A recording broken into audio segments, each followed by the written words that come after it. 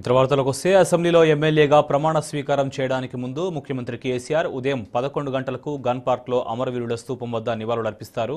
TRS ఎమ్మెల్యేలు కూడా ముఖ్యమంత్రితో కలిసి నివాళులర్పిస్తారు. అనంతరం 11:05 నుంచి అసెంబ్లీలో జరిగే కార్యక్రమాల్లో సీఎం పాల్గొంటారు. రేపు అసెంబ్లీలో సభ్యుల ప్రమాణ స్వీకారం, స్పీకర్ ఎన్నిక, నామినేషన్ల కార్యక్రమాలుంటాయి.